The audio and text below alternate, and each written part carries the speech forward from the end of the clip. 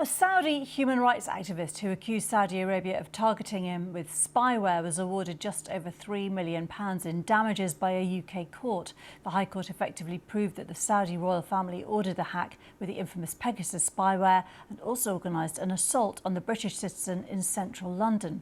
Joe Tidy has been speaking to the once popular YouTuber who says the ordeal has ruined his life. I never ever heard of Pegasus. I don't know what it is. Until I found out my phone was hacked. Assalamu alaikum. Assalamu alaikum. London-based Saudi dissident Ghanem al-Masarir was a popular YouTuber, but then he was hacked. In 2018, his iPhones were infected with the infamous Pegasus spyware. He started to notice strange things. Being watched and being followed by the same faces I see in different places. It was something that I couldn't comprehend. They can see your location, they can turn on the camera, they can turn on the microphone, listen to you, they get your data, all pictures, everything. You feel you've been violated. After years of legal fighting, a UK court has now found the Saudi government was responsible for the hack and ordered it to pay Mr al-Masarir £3 million in compensation. Not just for hacking him, but also for arranging for him to be harassed and assaulted in the street. Basically, they have ruined my life. I used to be a person who is happy and enjoying life and waking up early in the morning and going to day-to-day life and doing work. I can't do that anymore, and that's because of what they have done to me. His videos criticising the Saudi royal family were funny and satirical, but also at times personal and offensive. They gathered more than 300 million views, allowing him to earn a living.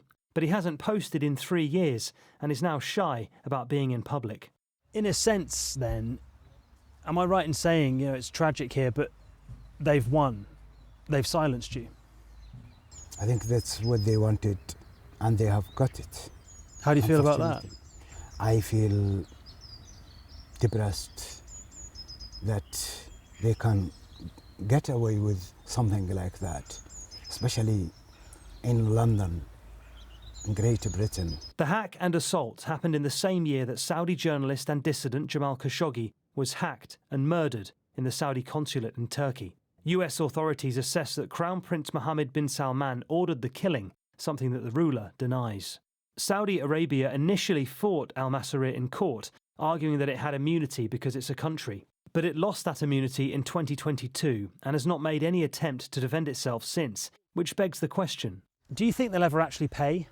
If they don't pay, we will take enforcement measurement and they will be forced. We will take the money anyway.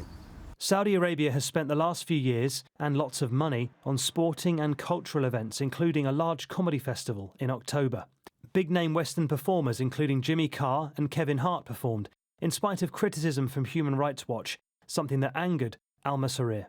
They are inviting comedians to attend to Saudi Arabia in a massive festival. At the same time, they are hacking a comedian and attacking them and ruining their life in broad daylight in London. That shows you how hypocrite the Saudi regime is. We asked the Saudi embassy in London to respond to the court ruling, but received no response. Joe Tidy, BBC News.